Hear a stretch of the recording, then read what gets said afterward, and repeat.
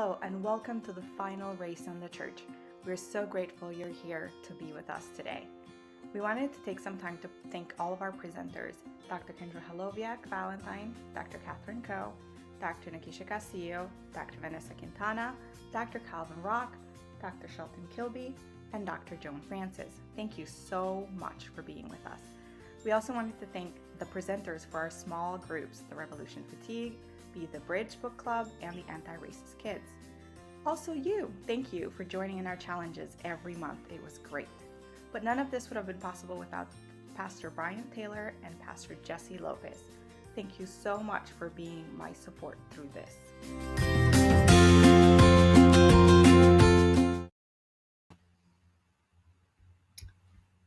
Hi everyone, welcome to the final race on the church. Today we're going to be talking to parents about what it's like to raise children in today's world. First, let's watch a video that will give us a little bit of an introduction into our subject. There has been an increase in research around the issues of children and race. The old idea that children are colorblind as it pertains to race has been proven false in study after study. This graphic, developed by the Children's Community Schools in Philadelphia, highlights some of the most important finds. In 2005, researchers found that at birth, babies look equally at faces of all races. By 3 months old, babies look more at faces that match the race of their caregivers. Children as young as 2 years old use race to reason about people's behavior. By 30 months, most children use race to choose playmates. Researchers also found that expressions of racial prejudice often peak at ages 4 and 5. By the age of 5, Black and Latinx children in research settings show no preference toward their own groups compared to whites, while white children at this age remain strongly biased in favor of whiteness. By kindergarten, children show many of the same racial attitudes that adults in our culture hold. They have already learned to associate some groups with higher status than others. If you're feeling overwhelmed because you thought you had more time to get to these conversations with your kids, don't be alarmed. There is hope. A 2009 study found that explicit conversations with 5 to 7-year-olds about interracial friendships can dramatically improve their racial attitudes in as little as a single week. We want to protect our children from the ugliness of racism, but the best way to protect them is to talk to them about white supremacy and racial biases, and to listen to them. Together, we can build a future where mutual respect and equity are the norm. Welcome, all of you. Today's discussion is going to look a little bit different from the ones in the past. We have asked two sets of, there are going to be 3 couples talking about their journeys in parenting. This is going to be an open discussion with all of us, so we really need your questions and your comments to fuel our discussion. So please feel free to enter your comments and questions in the comment section of the platform you're using to view today. We also want to state that as we share our stories, we know that we do not represent all parents and all family situations. So this is just a story that reflects our personal journeys, and we hope it can help you in any way. But we realize that it's going to look very different in each family because all of us are individuals and all of our children are individuals, and they're all very different. So personalities do matter. With that said, I'd like to introduce my husband, Trevin Osborne, who's joining me today, and we'd also like to introduce our other 2 couples that are going to be joining us. Dillis and Delroy Brooks are joining us today, and Kelly and Brandon Ravinius are joining us.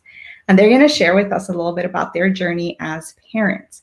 So let's start with Dillis and Delroy. And the question that we want to talk about today is, when did you realize that you need to have conversations about race with your children? And what has that journey looked like in your families? So we'll give the time to you right now. So tell us a little bit about yourselves, your names, who you are, your kids' ages, so we get to know a little bit about you.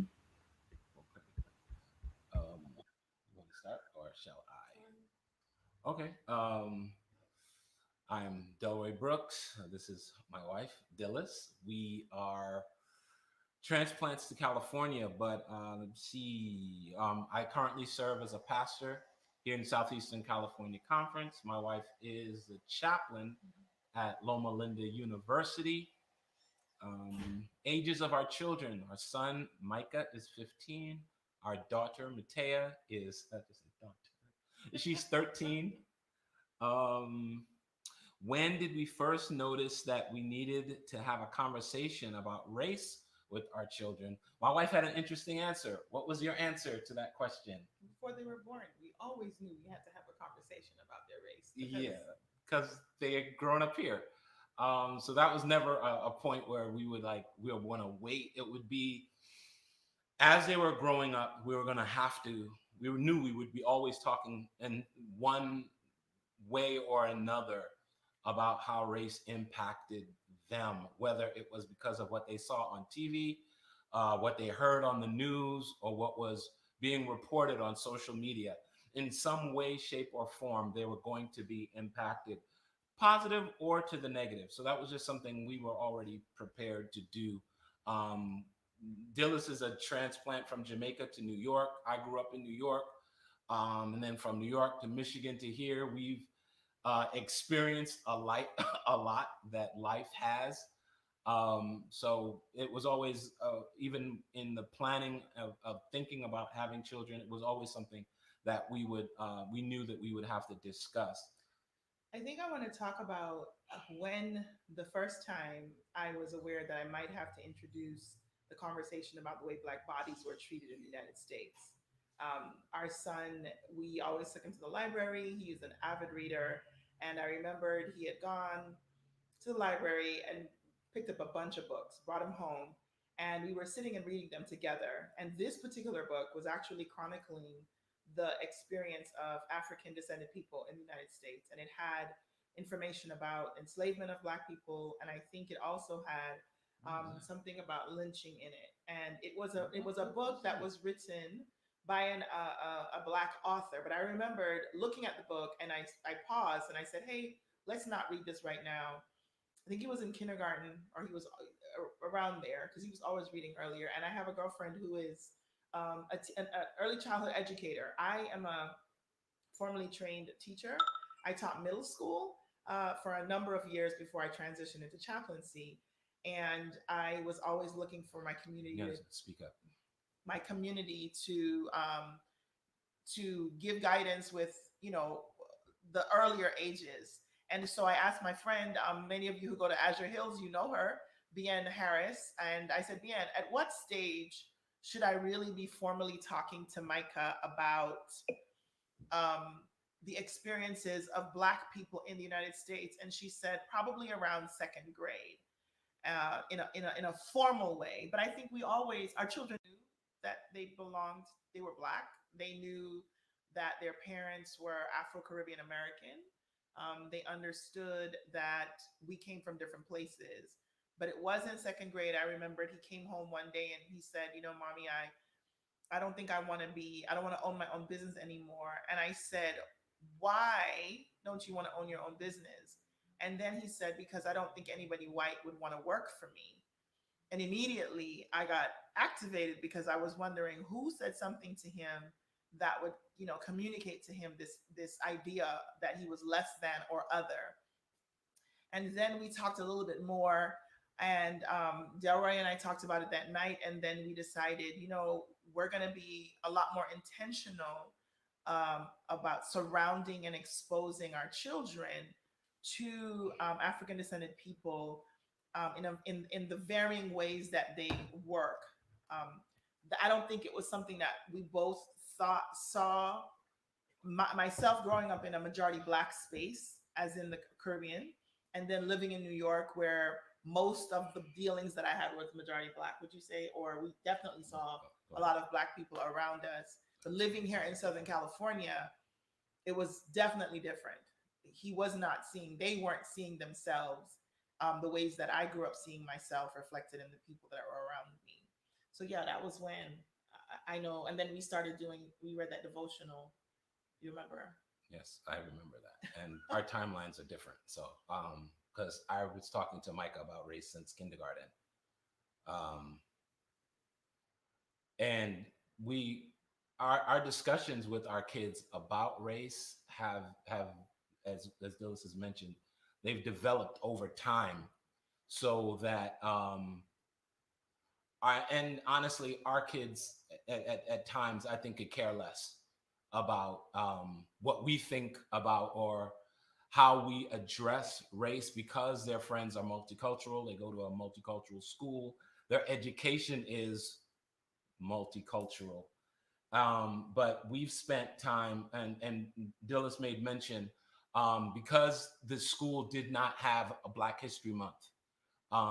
So I, rather than make a big stink, like I shouldn't say big stink, rather than create a situation that I did not know if we would have support for, I made your first education is at home. So we spent the time teaching our kids about Africans and African Americans who were involved in developing Christian ideals and Christendom, and work within Christendom. We did that for like 3 years. During the year, we would go over these devotions and I would read them. I remember when Matea began school, she didn't want her hair to be hers. She wanted hair like the other kids. Another othering, as you use that term. And we spent time, we sat down in our living room. And at the time, it was really providential that at that time Sesame Street had a video that was out about I Love My Hair.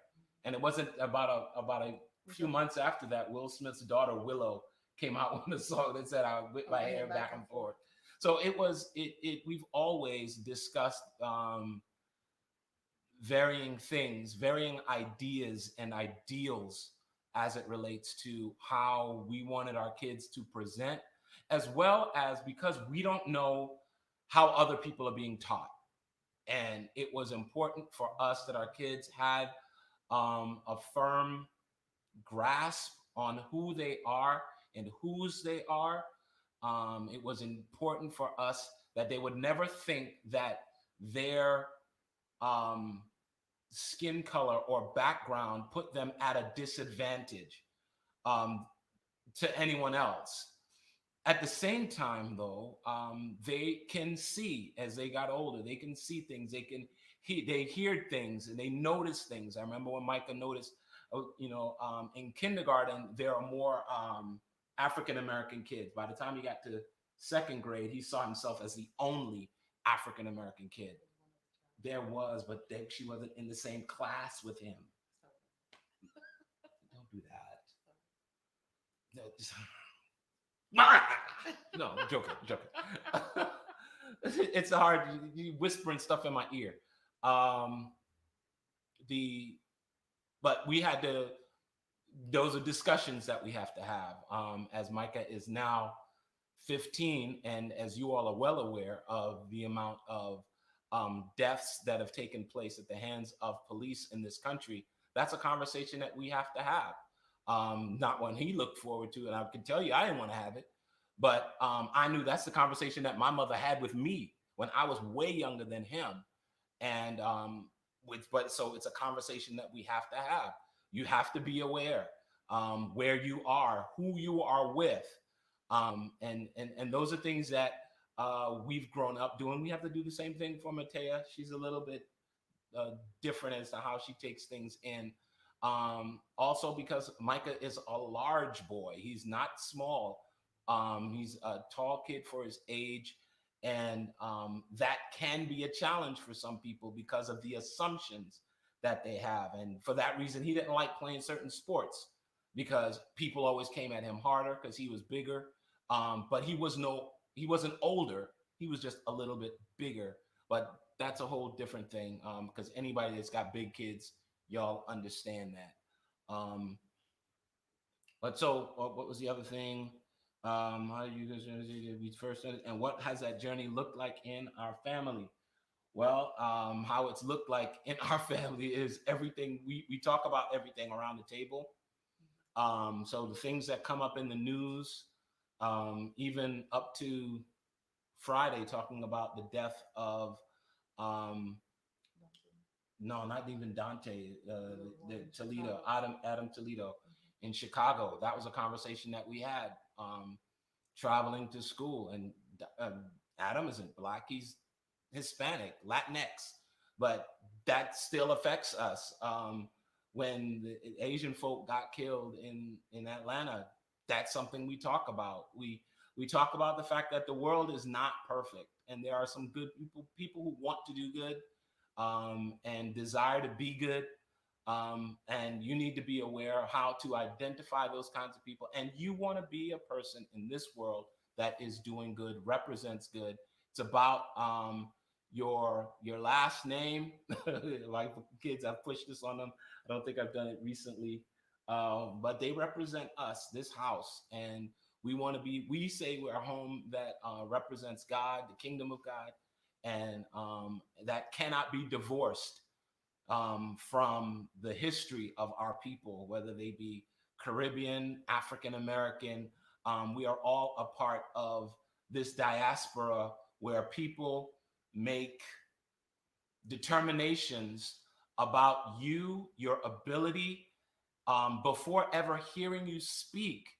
And that is unfortunate. Even in the last week, I found myself typing. I wrote this comment on Twitter, and it ended up being about how people have seen me. And the comment was this: living in this country with skin like mine should not be a reason for anyone to be on their guard or to just being careful.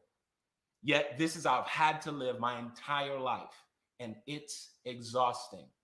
Thus far, it has not been exhausting for our kids. They have the benefit of people around them who can speak into their lives. We are people who are doing well, and we are very educated. And that is the biggest boon, imagine, the largest point to be made for our kids. It's important. They don't have an option to skate by in school or to play around or mess around in classrooms, because the world in which we live will not give them and does not give kids that look like them, no matter how well mannered, no matter how nice, no matter how many Jesus loves you they say, will still make a determination, unfortunately, about them before ever hearing them. And God bless everybody who's in the comments, and you guys are making comments about, things that have to be done or what you may not agree with or whichever. But the reality of the situation still is people are being judged. Determinations are being made. And unfortunately, because of the way someone looks, it should not be. And within our church community, we should be the people that speak the loudest and the longest about how wrong it is. Is there more for me to say? Was there anything else? Thank you. That was great. Actually, thank you. I'm going to bring in Brandon and Kelly at this point and have you answer the same question. At what age did you realize you needed to have these conversations with your kids, and what did those conversations look like in your home? Well, I just want to say thank you for that, Dillis and Delroy. That was very enlightening and very good for me to hear as a parent. I'm Kelly Ravinius. This is my husband, Brandon. I'm a clinical psychologist. Brandon is a real estate broker. And I grew up, we have two little children. One is 4 years old, two little girls, 4-year-old and a 6-year-old. So we're kind of speaking to that early stage of talking to kids about race and racism. I grew up in the South on the East Coast of the United States. And so racism was it's really sad, but it was like an air that we breathed. And I was very aware of it. Even as a child, I don't know exactly how, but I was. I was a teacher before I became a psychologist. And so I figured, as a teacher, I tried very, very hard to work with making a very equitable classroom, based on, just the fact that everyone belonged because they all belonged in our class. Um, and I felt like I was taking that into parenting too. And we did have our children after I moved out here. Brandon grew up here actually in Southern California. But you wanted to add one part. When we first had our first daughter, this is something Brandon noticed, which he was telling me about recently, which I had forgotten about. Do you want to add? Yeah, so I did grow up here in the area, so I guess compared to the South, this is kind of more of a, I don't know. There's lots of different cultures and races, race, different ethnic backgrounds here. So I didn't. I mean, I experienced it growing up, but maybe not to the degree possibly Kelly did growing up in the South. But as far as race goes, like as far as with our kids, I did start to notice it at a very young age.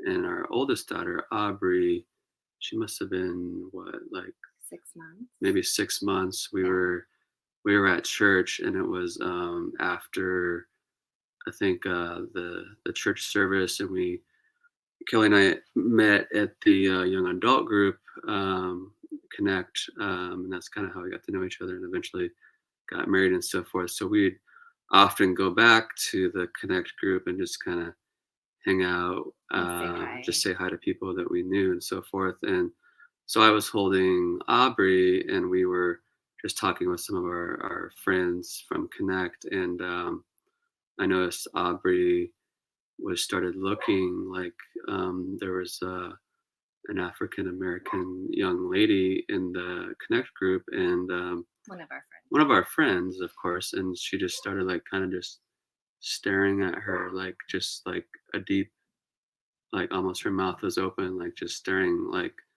and just couldn't stop staring. And I was like, wow, that's so different. I mean, I'm not sure where that's. We hadn't seen her respond. Haven't seen her respond to respond to somebody like that, and also her being African American, and so I just thought it's kind of different because she was so young, and we obviously she wasn't really even talking at that point. We would never have expected, So. But later, I mean, a couple of years went by. I thought I was this very, enlightened mother, and my kids are not going to be racist. My kids are not going to be bullies. This very thing.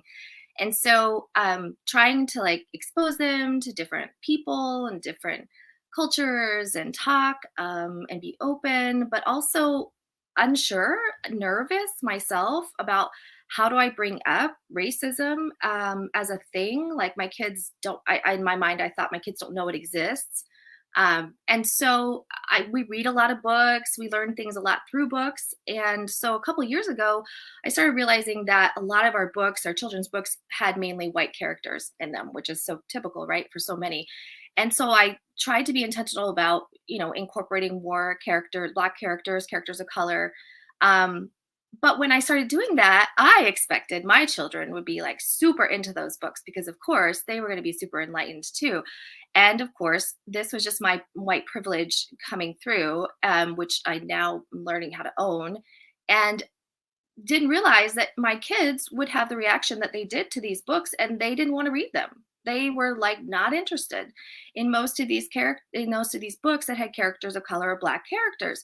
And that really bothered me. Like, whoa, I don't know what's going on here. Why are my kids reacting like this? So I've learned, I think, through the last couple of years, and especially probably more over the last year, about how deeply inculcated racism is into the fabric of just every person in the United States, including me and including our family. And I'm okay with owning that, like I am becoming more okay with owning where I am racist inadvertently, hoping not to be, but still acting that way. I'm okay with owning where I have made so many mistakes because of, not being aware of my privilege, and because of maybe even the idea of that, I was centering myself. That was a huge one. That was really hard for me to learn. But once I started doing that, I started realizing that, okay, no, I can talk to my kids about what I'm learning through this process in language that they can understand. And so we kind of have like done this sort of evolution in our family over the last year or so, where we've kind of brought in this topic of racism more and more and talking about skin colors.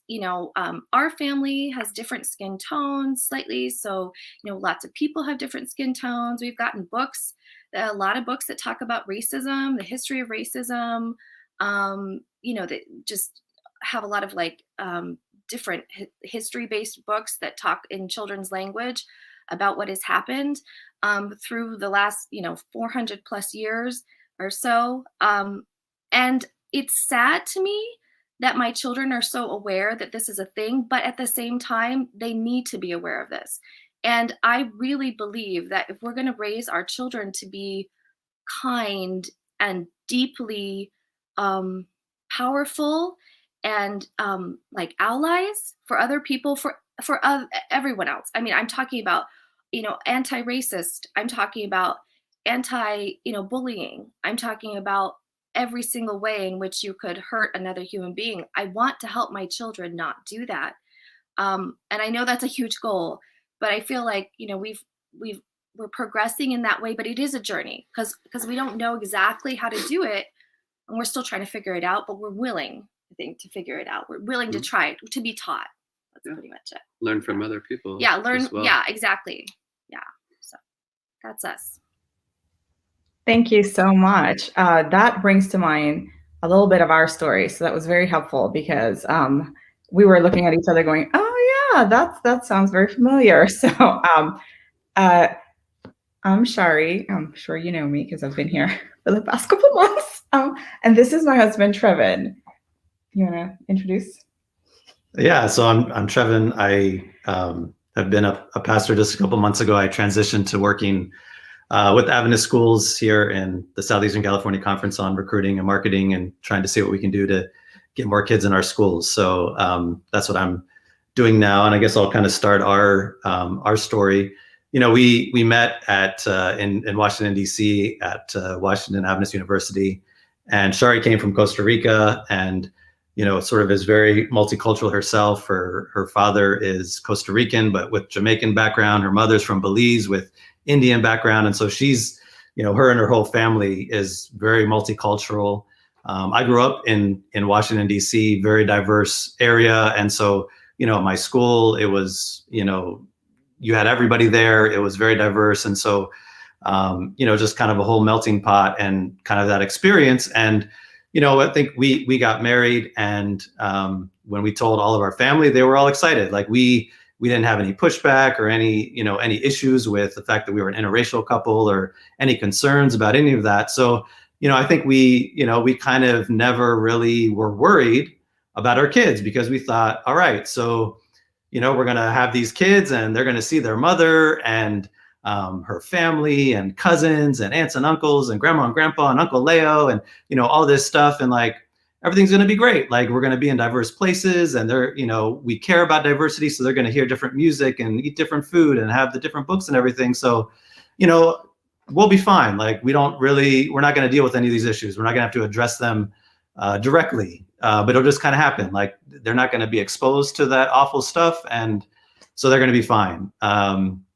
And then, our oldest son turned 4 or 5 years old, and we sort of got hit with reality, and I'll let Shari kind of tell what's happened.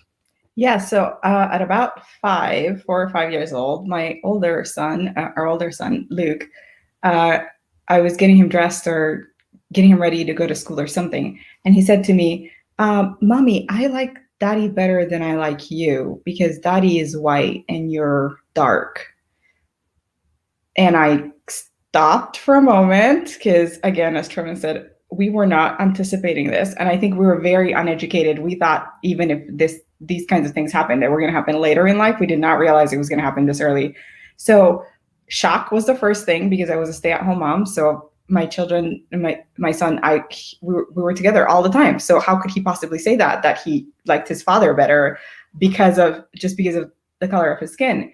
So I didn't address it at the time. Then when Trevin got home, we talked about it, and Trevin's initial reaction was, no, somebody misunderstood something. There's no way that's what our child said. Like, there was a misunderstanding. I'm sure that's not what was meant to be said. A couple days later, my son says the exact same thing to Trevin. I like you better than I like mommy because mommy is dark. And that's when he was like, oh, okay, no, that's exactly what he said. We need to address this.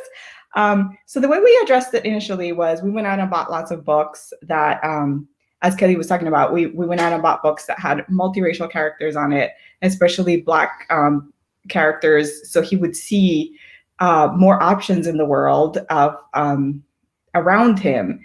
And then we started using language like God loves everyone. We're all equal.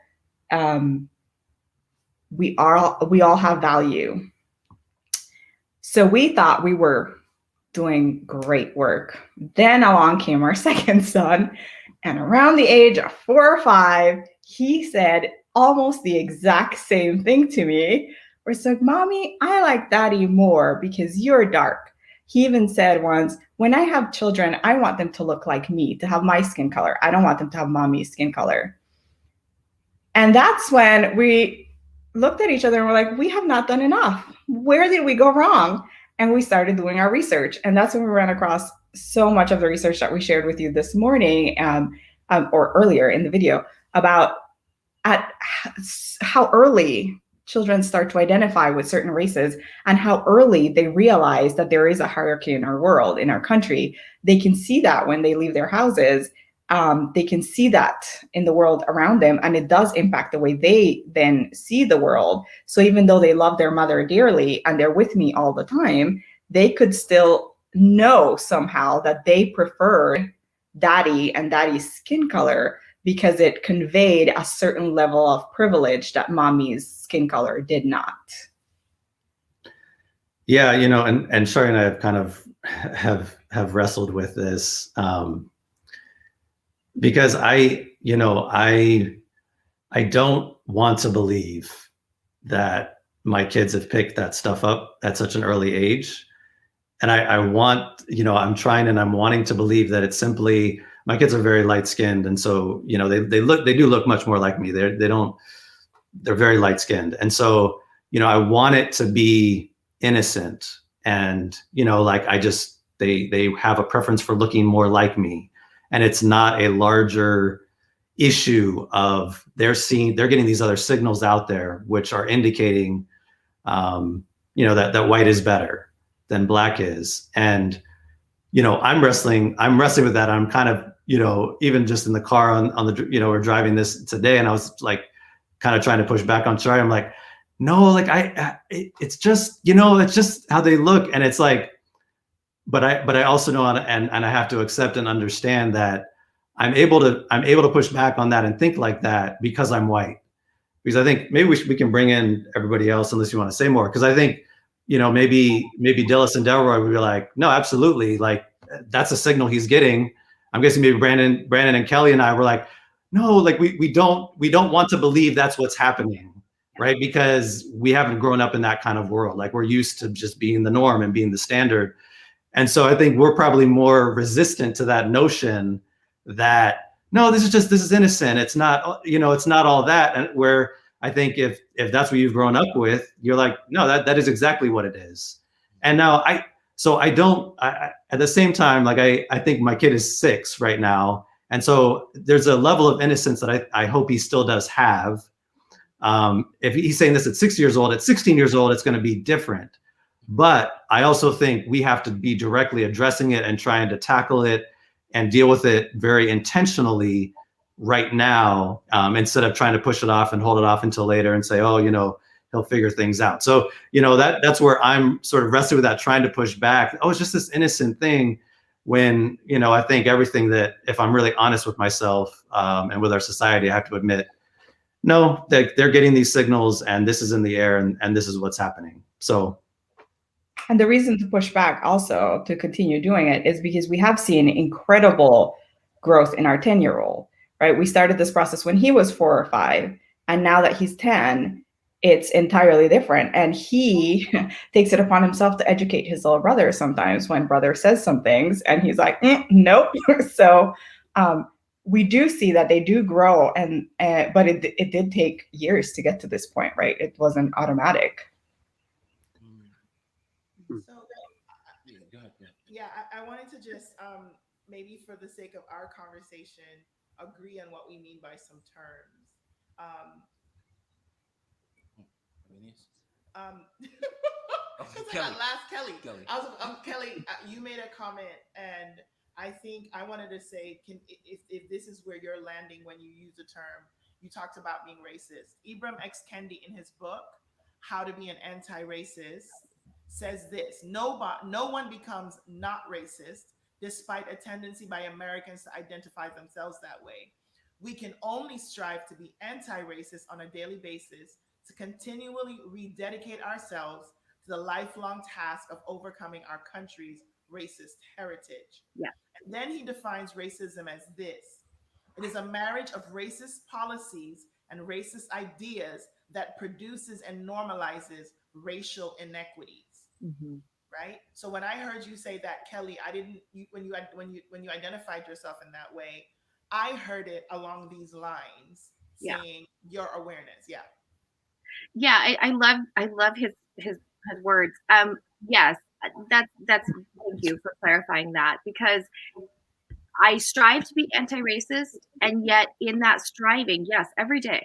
Yeah, but in that striving, I feel like part of that striving is also recognizing that I benefit so much from racial privilege, white privilege, that I have to disavow that racial or racist tendency in that process every single day, if that makes sense. Yeah. I was with you with that. And then the other comment I'm going to make, as I was listening to both Trevin and Shari share, and you and your husband share, is this idea of innocence and around children. And I find myself sitting with the tension of scripture, because the scripture says none of us are innocent, right? Mm-hmm. So this idea that we're maintaining an innocence for our children when we live in a world that is filled with inequity, injustice, selfishness, harming of people, it sounds like a really great idea, but I want to say, let's stop it. Like this idea, like introduce things to our children based on age appropriateness. Mm-hmm. Because I think that's what we should be moving towards. When is it appropriate, and how do you introduce to our children the ways our world functions? But this idea of protecting them from the world that they're going to live in, I don't know. Disagree with me. No, I'm not going to disagree with you. Okay. Completely. My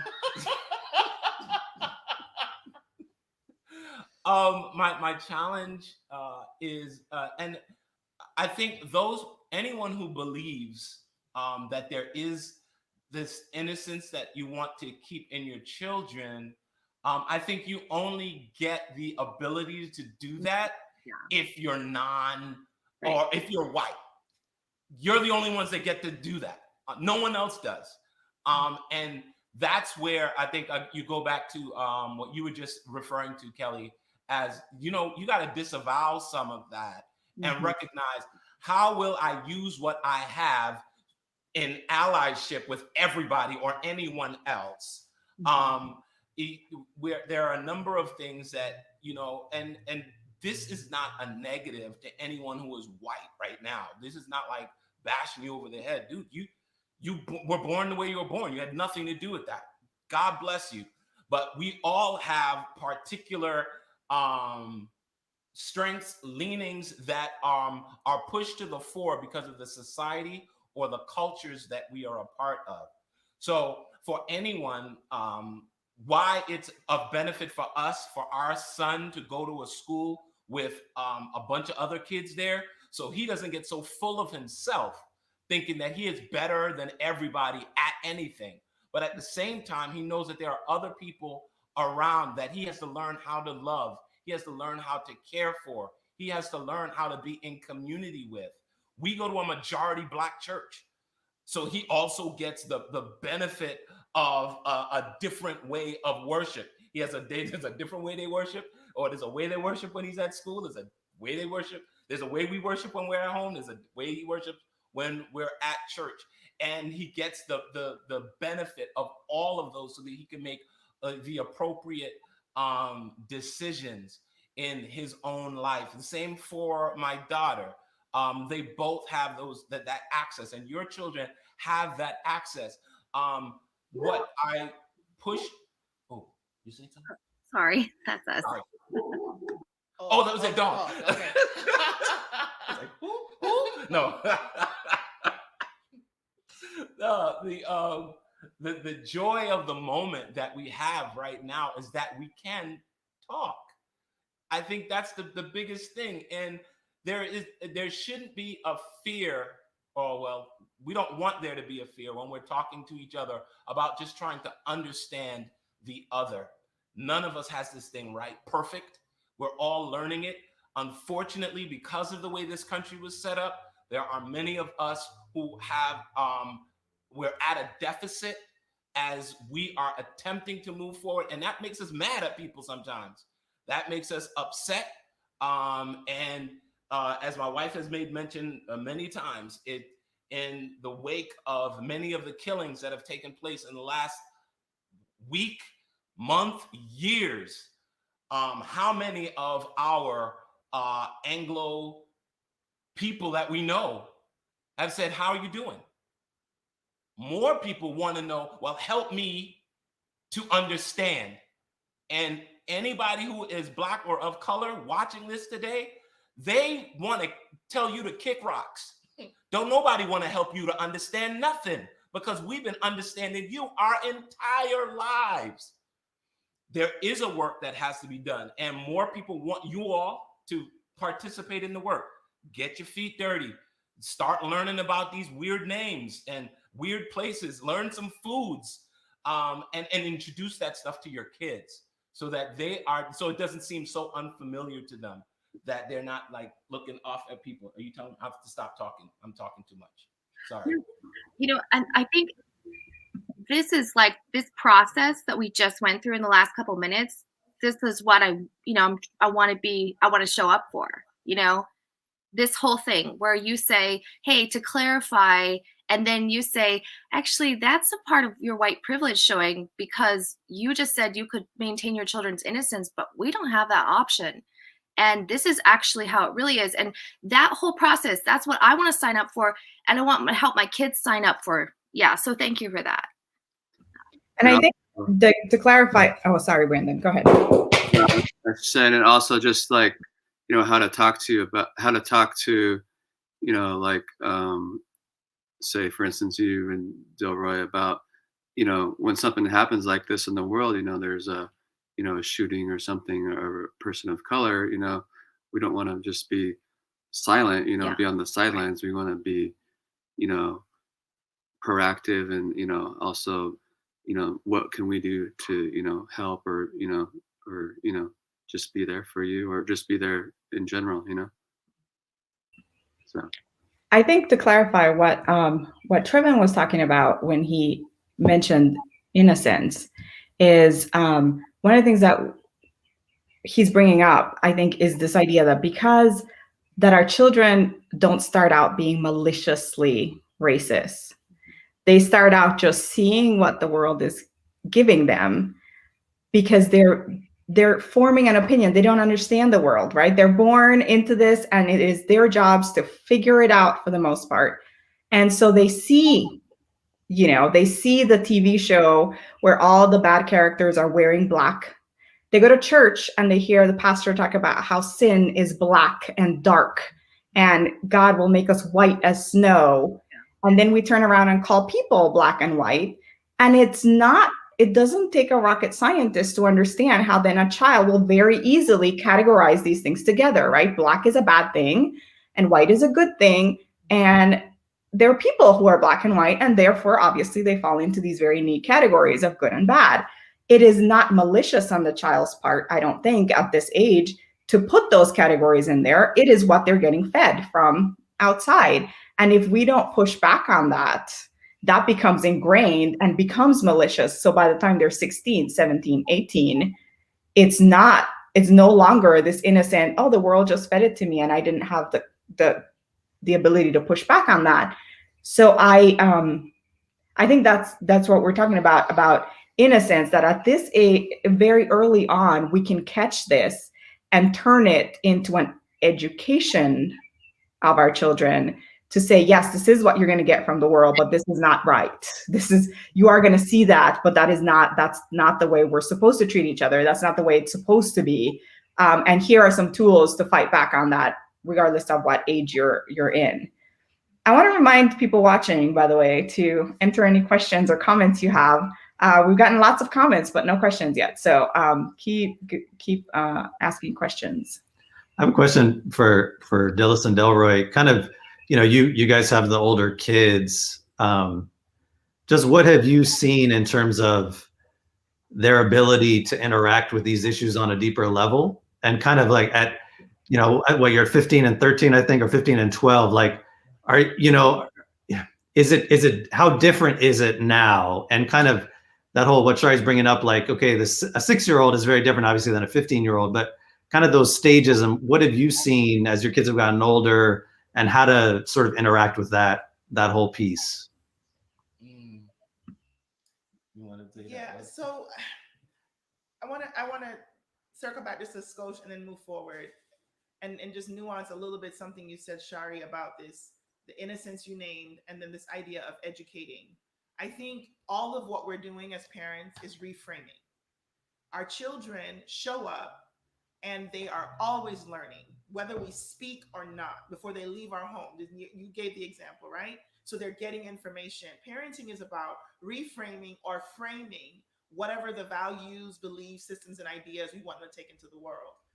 So in our home, Delroy is the one who spends quite a bit of time with our children because he picks up and he drops off.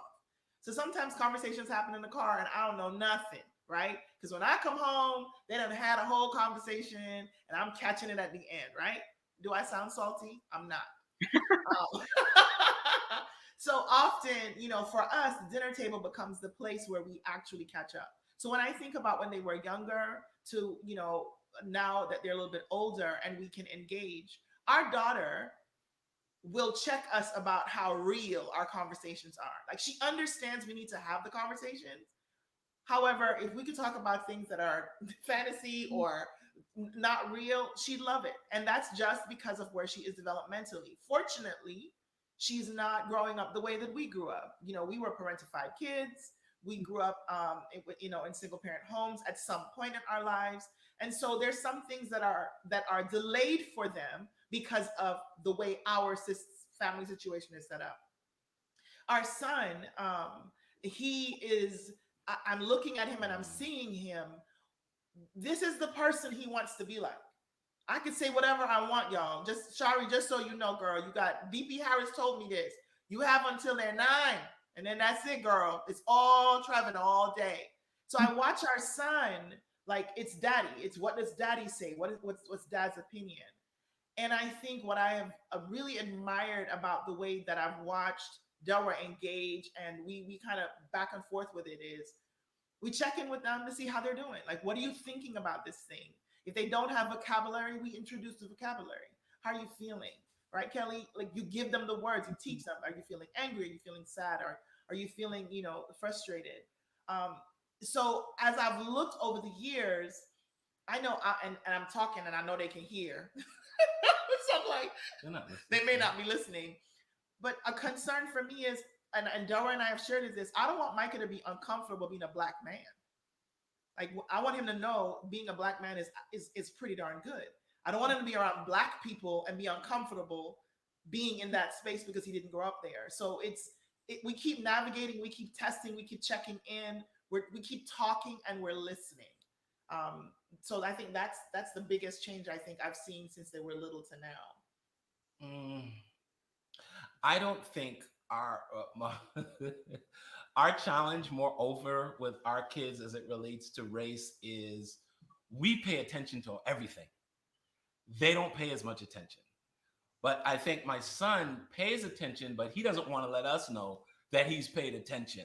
So he is more on the, I see it, okay, but I don't need to engage in all of that. You know, we come off as super militant to them. And so we have to be careful so that he just like, forget it, I don't want to hear nothing. But right now we do ask the questions. I ask him if he knows about anything that's happening in the news, if he's heard about, unfortunately, the most recent death. What does he think? Does he have a thought? You know, does anyone? And I also ask him, do any of your friends talk about these things? Like, we keep bringing up stuff, but I'm asking, are you any of your friends talking about this stuff?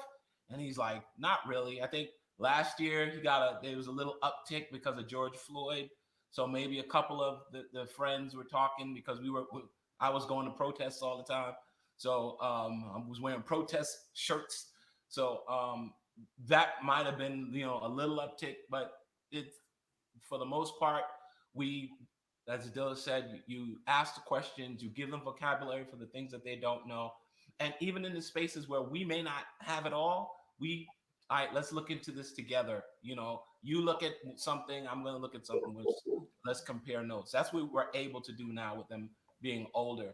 Younger, it was about, you need to know this about your history. You need to know there are more, Blacks in your history than Martin Luther King Jr., Malcolm X, and Rosa Parks. There are other names that you need to know, other people that have been a part of American history that you need to be aware of as well, so that you don't think it was just them 4 or them 5 that were a part of the American tapestry. There's way more than that. So that's. I hope we answered your question, Trevin. Yeah, very, very helpful. So we've got a question here from someone listening. Manny Cruz asked, have any of you had to end friendships or relationships with racist people to protect your children? Anyone have a story there?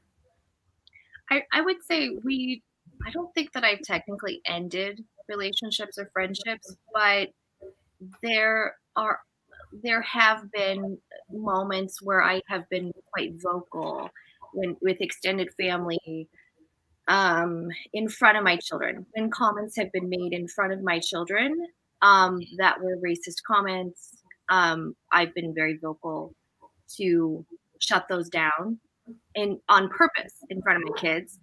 And then I talk to the person afterwards. And I'm like, you can't do that. You cannot do that in front of my children. And I've gotten a lot of pushback over the last year from friends and other people who've said, like, this is a lot. You're kind of a lot with the anti-racist stuff. And I'm like, well, I am kind of a lot. So because that's just going to be my kind of a lot part of me. So that, thankfully, I think I'm at a point in my life where like it coincides with like, that's fine. I don't care. But yeah, but I don't think we've ended relationships or anything yet. Yet? Who's on the clock? She's looking forward to it. Because they haven't had to be ended to protect our children. I would say we definitely would if we needed to do that. Yeah. So we have, there are a lot of questions. So there's a question about, this one's a long one. It's not a question, it's a comment, but I really do want to reflect on it. I am one who hates the latest use of the phrase educate yourselves. It is when we're willing to learn from other that we can grow. There's a benefit to conversations like this so that we can learn each other's experiences. This is where understanding grows.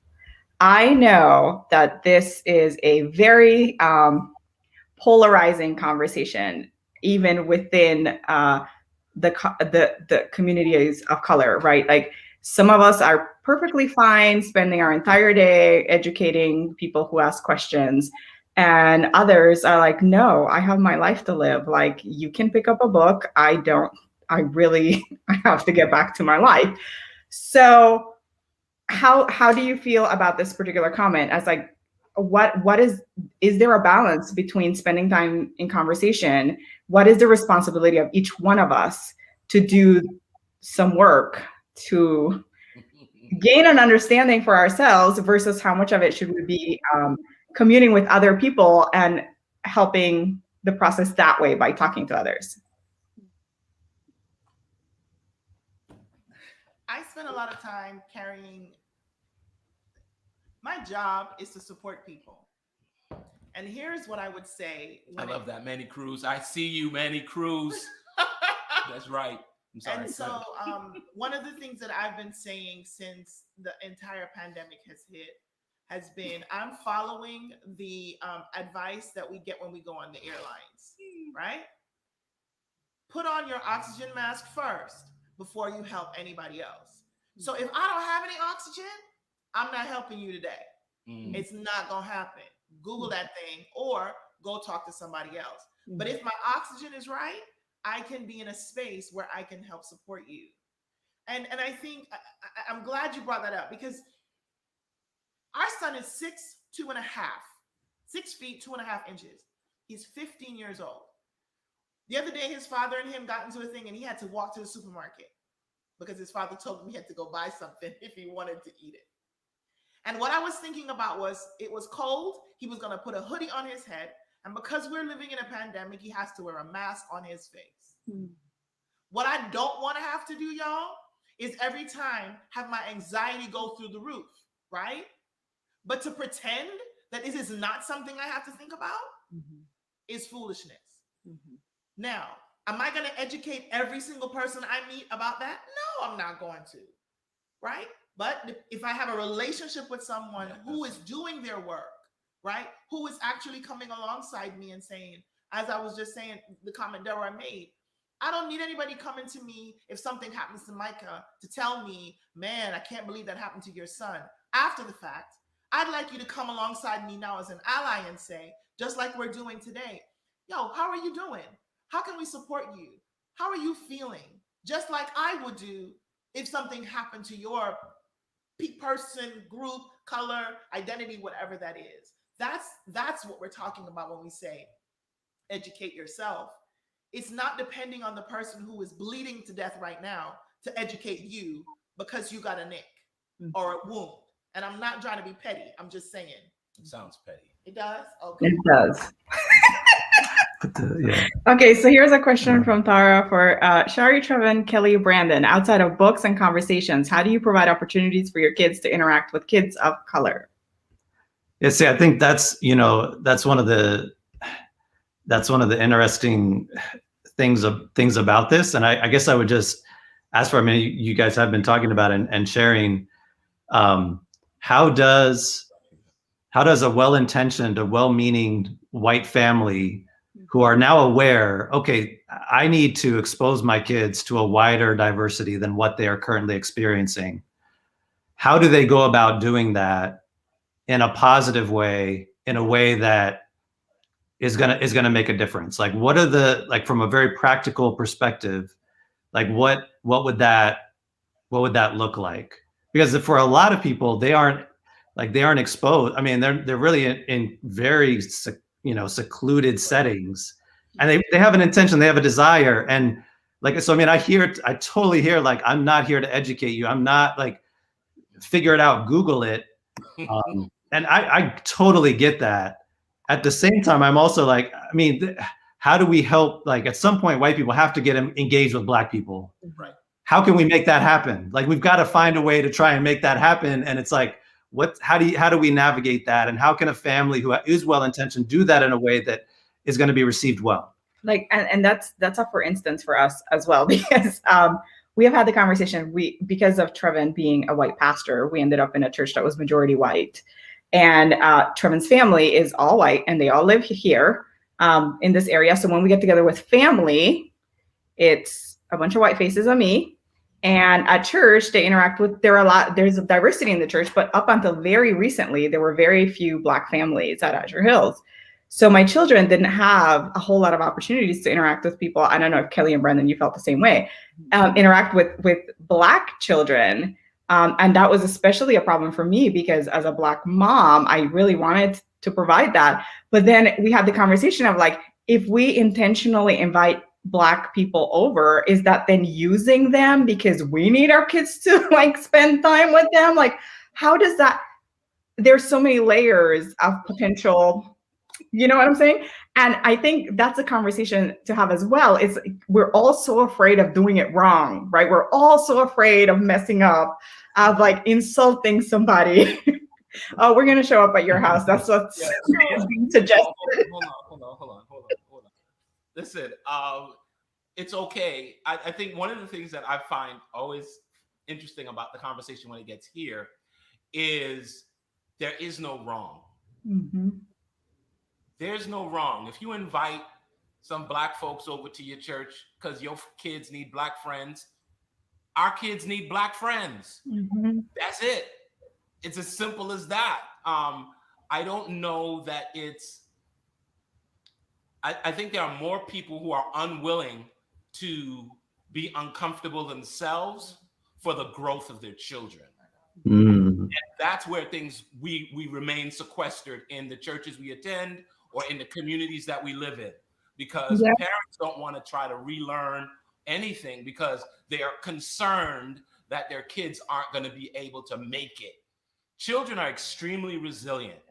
And no matter where your kids are from, whatever the cultural background is, you place them in a new area, even if they didn't want to be there, they will learn how to get through. And if you all have to do that together, that bonds your family. You know what I mean? So it's just invite the people you're going to invite, whether you're inviting them over or invite yourself over to somebody's house. You know, what y'all doing this weekend? Oh, you know, but you know, have people around with your kids who are the same ages and go ahead that way. Yeah, I'd like to jump in real quick. We lived in Loma Linda before we moved to Redlands, and we had our neighbors next door were African American, and so I got to know them pretty well, and just enjoyed talking to them and get to know them and the family, and they started inviting us over for birthday parties and just social events, and I always wanted to make an effort to go and be supportive, and actually because I enjoy them as friends as well, but I wanted to bring my kids along and just be there and interact and act just everything is normal. This is just what we do, and just as far as just interacting with people, just a way we interact with anybody. So I think that's a part of what I've tried to do, and we've tried to do, being intentional about it. I will say where we lived before, it was the spectrum of families it was very broad, and that was really good, I felt like, for our kids. Mm-hmm. And our area we live right now is like, it's actually, things are spread out more. It's a little trickier.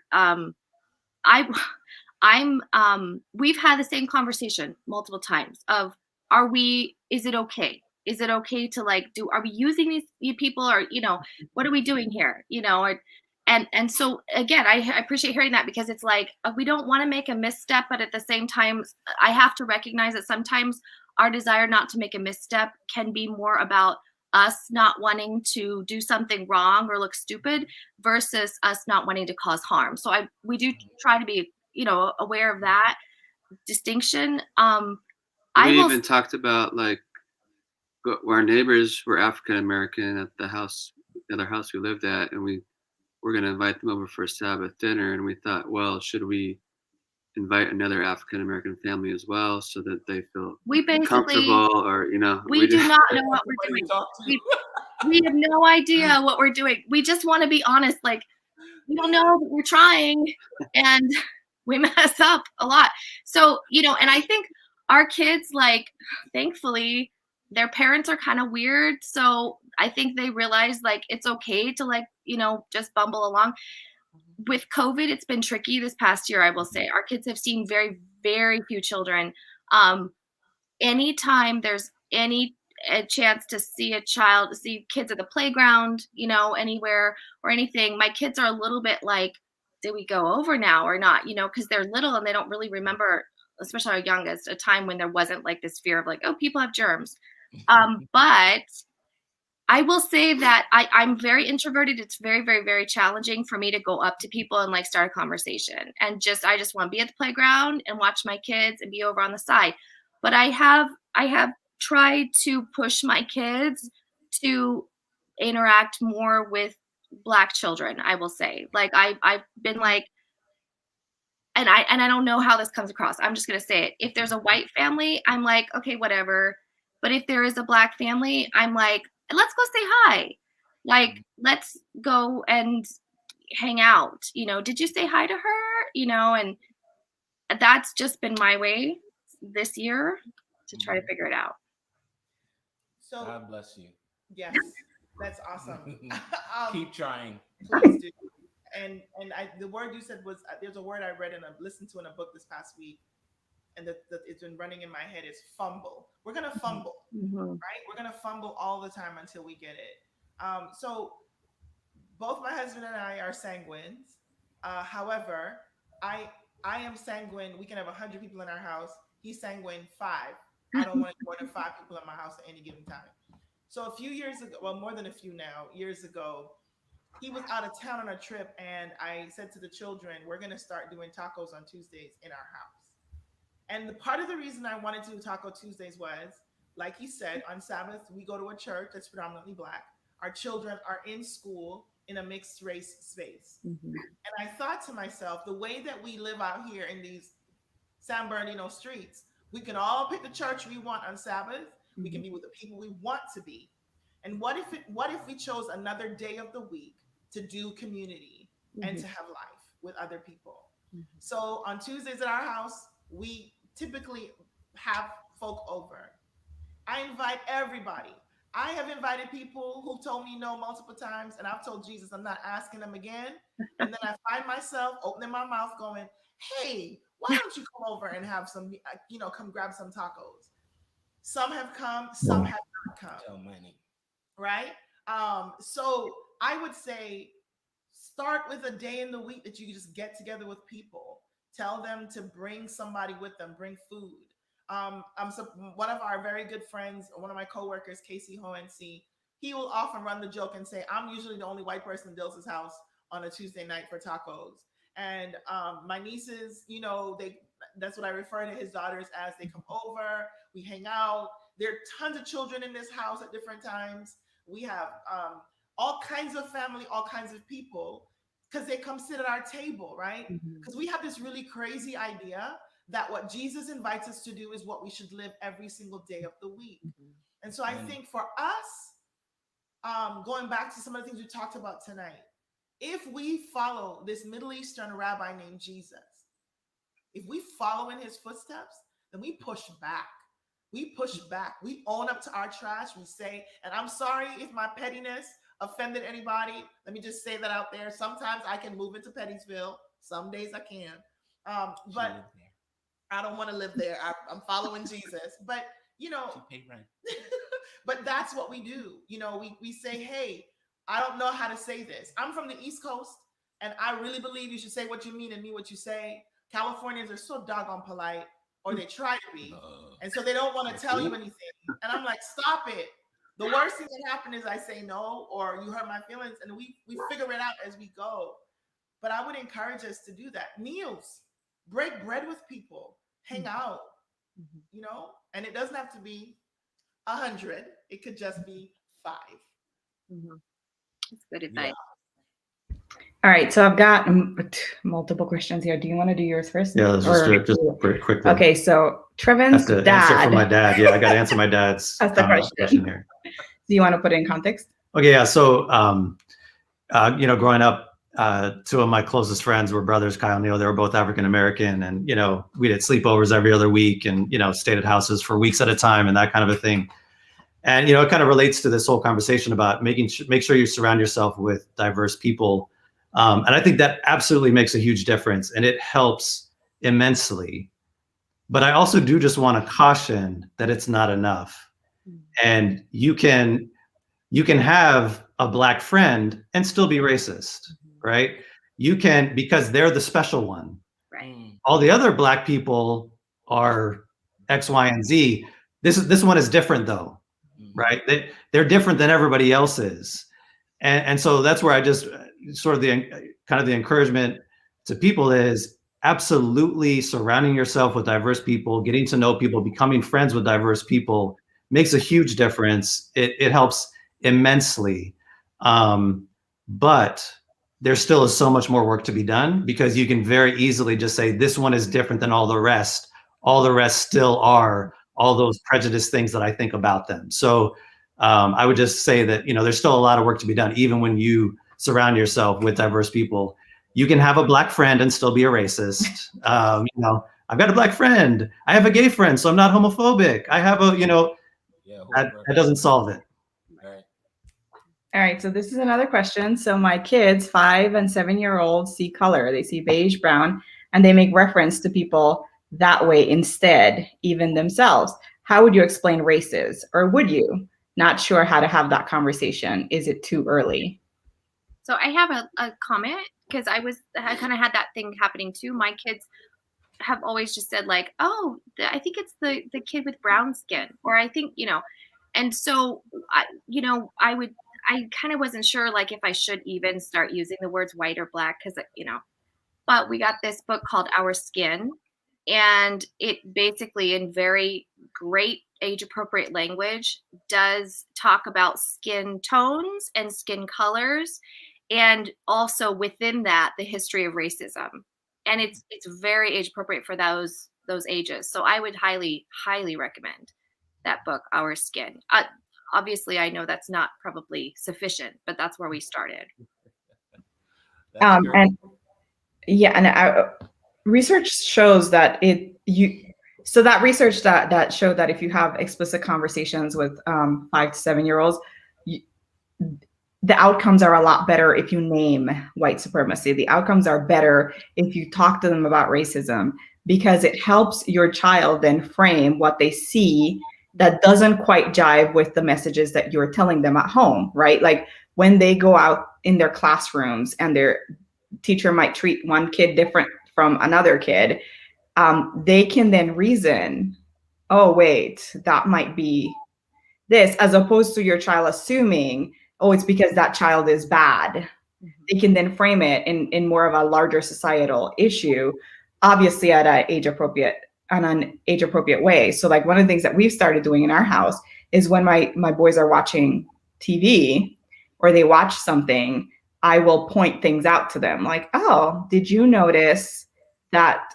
Okay, so we're watching a Lego franchise movie, and all of the characters, all of the Legos were yellow, all of the little figures were yellow, but guess what color the bad guy was? The only Black character in the whole movie. So we watched a movie, we finished the movie, and I turned off the TV and I'm like, now we're gonna have a little conversation about the movie. How did you feel? What did you notice? Did you notice anything weird? And of course they didn't pick up on it until I mentioned it. Did you notice that X, Y, and Z? Then all of a sudden it was like, oh, and then I frame it. I'm like, I'm not even sure that the people who created this movie realized what they were doing, but it is so deeply ingrained in us that when we see Black, that's the way how we identify that something is bad, that they just automatically did it. And you need to be able to decode those things because they're going to be coming at you your whole life. So we do it with gender as well, right? We're like, why? No, pink is not a girl color. Like, who decided that? At what point? Like, why do you have to limit your color choices based on your gender? Like, that makes no sense. So constantly teaching, what we've learned is constantly teaching them, giving them the tools to decode, because we're not going to be there for them when they're, 21, 22, and they're still going to need to do this work. So that's, No, that wasn't it. Oh, okay. Thank you, Shari, because that was a great thing. Because I was a former youth pastor, that's one of the things that I always taught youth, that media is always trying to teach you something. Whatever you watch, whatever you read, whatever you listen to, it's always trying to teach you something. Your job is to know, what are they trying to teach me, and what does the Bible say about it? And so for so many people, we don't train our kids to think more about what's coming in. And the truth is, and when the kids are little, the TV is of good help. If you don't have somebody at home all the time, the TV helps. It's go ahead. I got an hour and put you in front of that thing. And the unfortunate thing is we don't think about, just because it's Paw Patrol or just because it's animals, we don't think that there's anything. What can they do with animals? You will be surprised. Uniqua. Yeah. That was Backyardigans. Backyardigans, easily the best cartoon ever. Yeah. But but once we do that, and my kids are tired of me saying it to them over and over, but I still say it because it hasn't changed. It's the same thing for adults. What we take in when we're watching certain news programs, it shapes the way we view political ideas or ideals in policy, depending on who is talking about it. So we have to be able to be more critical when it comes to race, gender, ethnicity. And when we do that, I think it allows us to be able to frame things from our house, that this is how we believe. This is the way we see the world. These are the things that we want you all to be aware of and get on board with, at least so we know that we send you out to be productive members of society. And Karen Kashari, you about to say something? No, I thought we were muted. I was prompting Shari as to what to do next, and I didn't know she had muted. I was like, we're setting things up. We were trying to set things up. Kelly, did you have something to add? No, I don't. Good question. I was going to set it up. So okay. So I'll set it. I'll just I'm taking over the MC here. Yeah, so DPS, so what steps can and should parents take to expand the story of the history of America to reflect a broader perspective than typical? And for me, I think, I'm thinking about this also just in terms of school and kind of what our kids taught.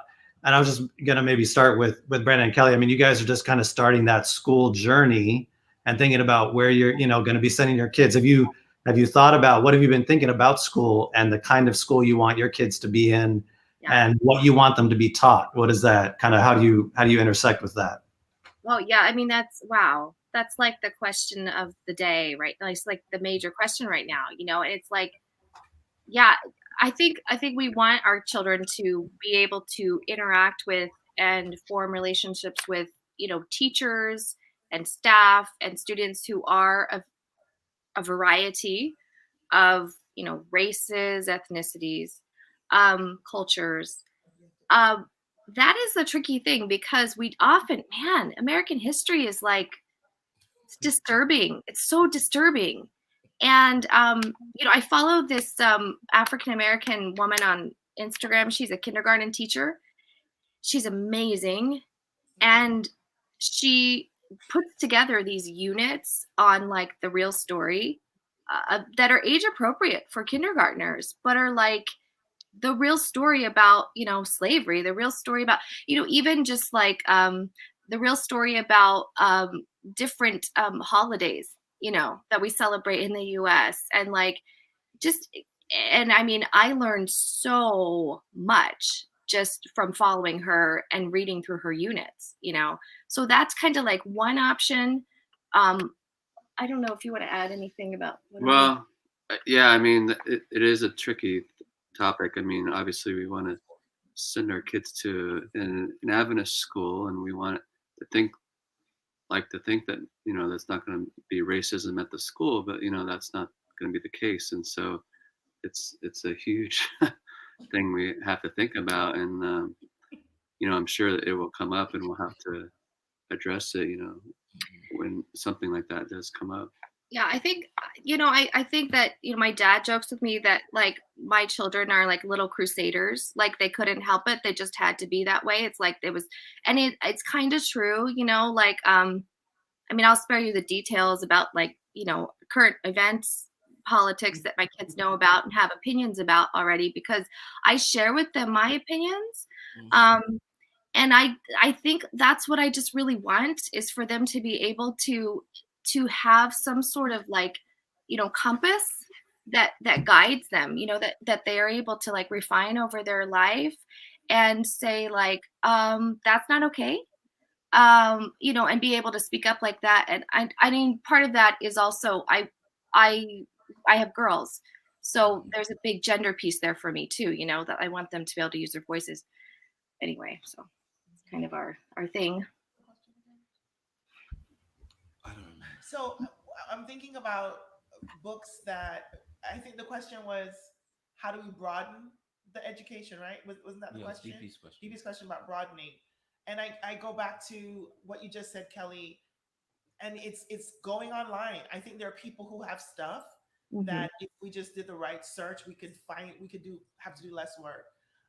Because I used to be a middle school teacher, even though I was a middle school teacher, I used to be a reading teacher as well. And so one of the things I did was I looked up all these books. I created this whole book list of books that children should be reading. And if you look up the Caldecott honor books and the Newbery honor books, those are typically ethnically diverse books that children can be exposed to. You get them from the library. So I would say to parents of, and we started reading to our children from they came out the womb, because as a reading teacher, we know that literacy is something that is acquired if you're in a print-rich environment and you're reading all the time. So I would say, look at the books you have your children reading currently. What are they, making sure you're reading out loud? What are some things you can read out loud as a family, even as they get older? Last year, I read this book to the children. They were over it, but we read it. They were with me. They were like, all right, mommy, we'll go through this together. So that's one thing. I think the other thing is this idea of, as I said before, frame and reframe. Australians, I've had an opportunity to go to Australia, and it's been interesting to me to see how they have been wrestling with the ways in which the indigenous people, the original people of Australia were treated, and how it's part of the education, the ways in which when they are in any space, any formal event is happening, they acknowledge the First Nations people, to say, we are on land that belonged to these particular people. And so it's a shift and a change, right? But it's becoming more aware and thinking of the small steps that we can take to do that. And something I was listening to today from Bible Project, Tim Mackey, they don't pay me to say anything about that, but I listened to their podcast and I love what they talk about with regards to how the Bible comes out of a context, right? And so the idea for us is to remember that history, unless you were there when it happened, everything we're going to hear is from someone's perspective. So part of what we get to do is to challenge what is in the books currently. So as parents, we get to say, you know what, can we broaden and deepen what our children are listening to and what they are reading? You got to get other questions and time is gone. I would say a great resource for us has been the library, because I can't buy all of the books and I don't know all of the books. I try to buy all of the books. You see Trevor over here like, but there are books that I don't know about. So like one example is we just picked up a book at the library. It was a book about a bookstore in Harlem. And I don't remember where it was. I'm sorry? So was it the last bookstore in Harlem? Was it? I don't think so. Anyway, I'm reading the book to the boys, and it brings in Malcolm X and how the father of the owner of the bookstore was friends with Malcolm X. And that had been a conversation that my children and I had never had before. We'd never talked about Malcolm X, right? We had talked about lots of other characters that we'd gotten books about, but we'd never talked about that. And I was like, oh, guys, let me introduce you to Malcolm X. This is another character that was a contemporary of Martin Luther King Jr., but we never hear about him because he had a different perspective that was a little bit more abrasive. And we sort of censor that in our history, right? And that was a great opportunity for me to talk about a subject that I don't think would have originated in my brain to do, because we are triggered by the things we see and we're interacting with. So the library has been a great resource for me to find people and stories that I have not addressed with my kids to talk about. I think, I think the history piece is really important. And, especially for me, as I've been reading more, and especially after George Floyd died, I've just been reading like crazy, a lot of books. I think like really understanding history better, I think is really important, especially for white people. Because even growing up in a very diverse place in a diverse school, we celebrated Black History Month. We did all that stuff. I still think we got sanitized versions of history, of slavery, of lynching, of everything. And it wasn't until I, read books like The Cross and the Lynching Tree by James Cone, where I had to reflect and think about myself to say, if I was born in the South, if I lived in that time, what makes me think I wouldn't have gone to watch a lynching? Mm-hmm. Like, why do I think I wouldn't have owned slaves? Like, I would have. Like, I'm not special. And I think that's, it's a painful thing to think about. And I know why white people don't do it, because we don't want to be confronted by what we have done to people. We don't want to admit and accept the levels of dehumanization we can place on people for hundreds of years. That's a painful thing to accept and embrace.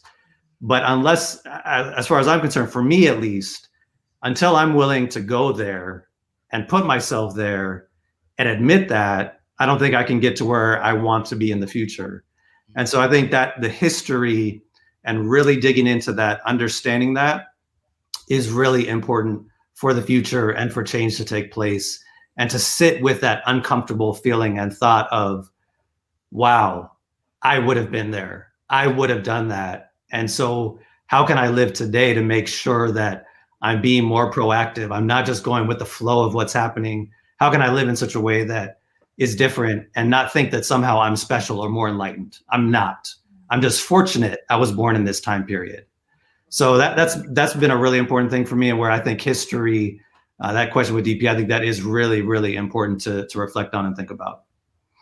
So I have Someone asked about a movie, movies for the non-readers, and I don't know. I think I liked One Night in Miami as just a stylized reflection on the experiences of these persons who lived at the same time.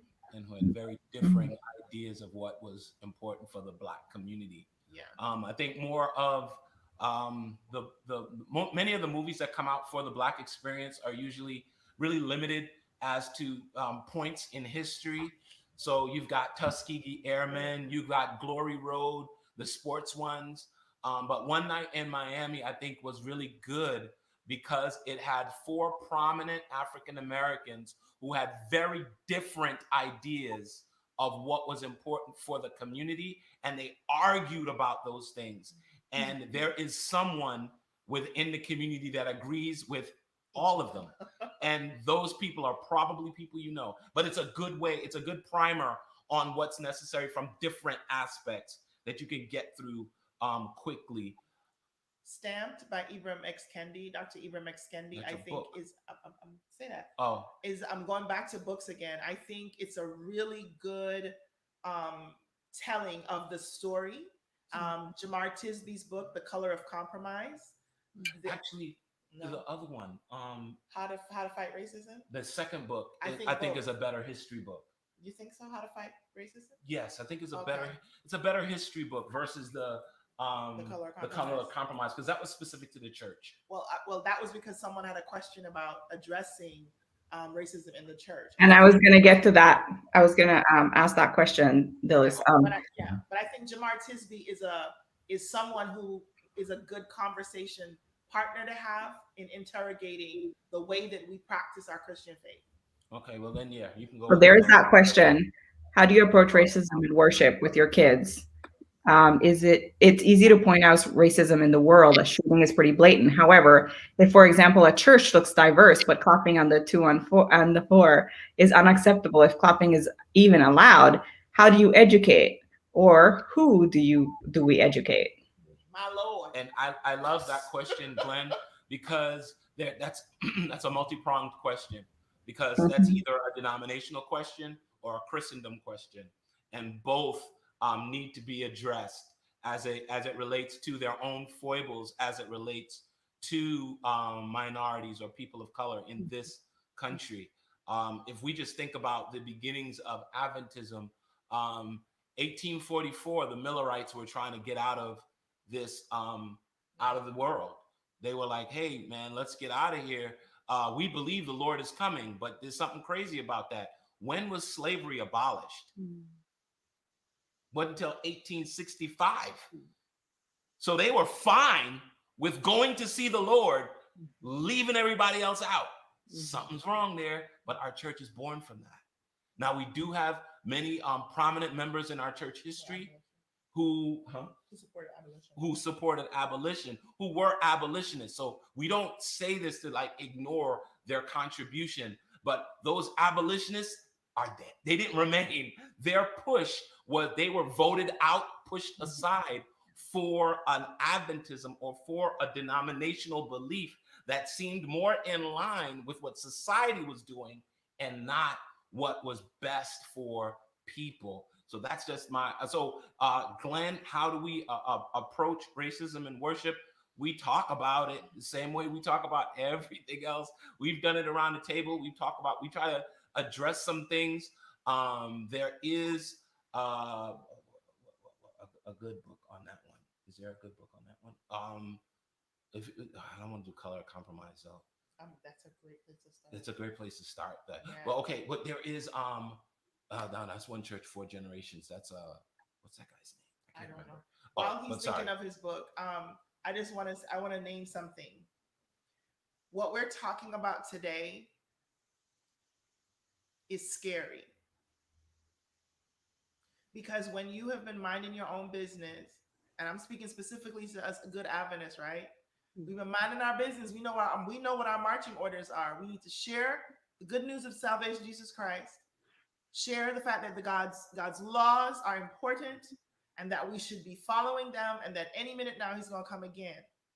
The minute we begin to now interrogate the ways in which we were shaped and formed, for so many people, it's going to feel like we're throwing Jesus away. So we're actually taking out the foundation from out under other people. I remember when, I'm not going to say where it was or who it was, I'm not going to call names, but I remember a time when a worship situation came up, and it was suggested to those of us who were of the African diaspora that yes, we could come and worship in this particular church on Sabbath morning, but we didn't need to bring the drums because there were so many songs we could choose from, right? In the discography of African American music in the United States. Now, the person who gave us this instruction was a white man, and I know he meant well.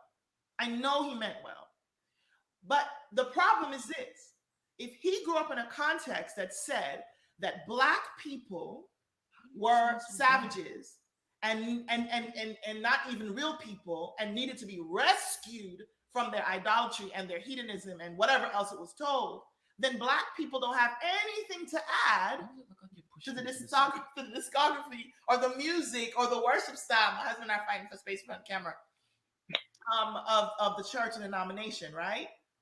So when I come along now and I start reflecting on the ways in which I was told we're not supposed to clap in church, when I was told we're not supposed to have drums in church, when we were told that this is the appropriate music, where did it come from? It comes from racist ideas that were used to keep people in place.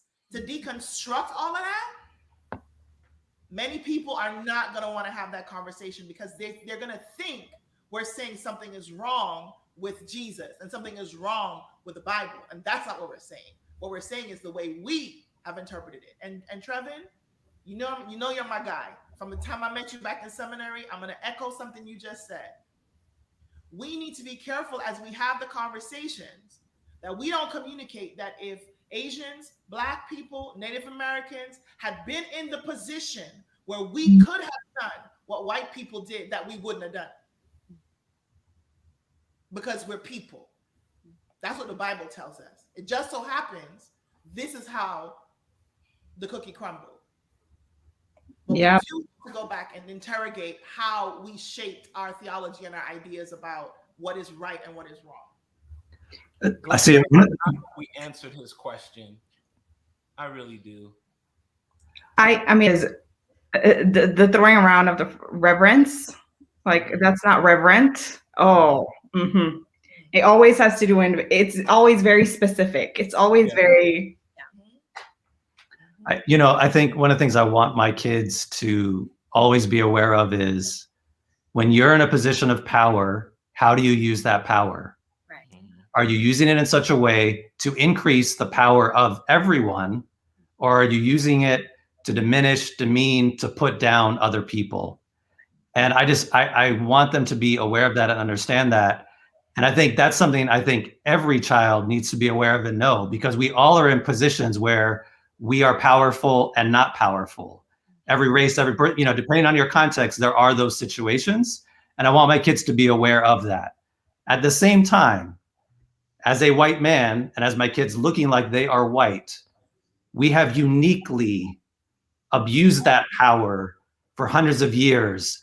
And so the burden is greater on us to figure that out and to do that. And one of the things that I see happen too often is when, as white people, when we're sort of confronted with what we have done and our racism, we often point to, well, look at Rwanda, look at the caste system in India. Everybody does it. It's not just us. And that might be true, but that is not an excuse for what we have done and our issues. So we can't justify that. We can't be worried about that. I can't be worried about the caste system in India. Because that's not my experience, but I do know the experience of being a white man in America, and I've got to interrogate that and figure out and tell my kids about how they can make sure to not perpetuate what we have done. And so that's one of the most important things about my kids, to always be aware of: how are you using your power in the different places you are? Are you using it for good, to uplift others, or using it to make yourself better and to maintain control? So our time is coming to an end here very quickly. I want you to do two things for me. One, we're going to have one more question that came from a lovely 10-year-old who I'm very, attached to. So we'll end on that question. But then I also want, you've thrown some really good resources out there. I want you to talk a little bit about what would you recommend for parents. Is it a book? Is it a movie? Is it and then is it a website that you think has great resources? And then throw it into that comment section, because then people can see sort of the resources that you're talking about, and then they can, because when you mention it, people don't necessarily have their writing utensils with them. So then if we throw it in the comment section, books that you mentioned, good websites, things that you think are good resources for parents to have, we'll do that. And then a 10-year-old asks, what do you think is the best age to talk about racism? The best age to talk about racism is as soon as possible. If you're thinking about it now and your kid's just born, start talking about it. If your kids are teenagers and y'all just starting to think about it, talk about it. It's never too soon. While some might argue it might be too late in some situations, I don't think it's ever too late either. Because while you still draw breath, you can learn. We all have the capacity to change. So I think there's no time that's too soon. I think as parents, we have to think about what's age appropriate. You know your children and what your children can handle. I've got a sensitive son and not as sensitive daughter. So we have to be careful how we explain things or push things on them so they can handle it. So that's my answer to you. Is Luke the same one that also said purple is the color for bad guys too? He was suggesting it as another option. Another option for bad guys. Well, my son loves purple, so maybe that's something we need to think about. I think we would absolutely, underscore that when say we agree. Yeah, as early as possible, as soon as they're born. Just like almost the part of reading in utero. It's like you read to them, and within that context, you can start talking. And I didn't realize it, but that's a wonderful time to start. Yeah.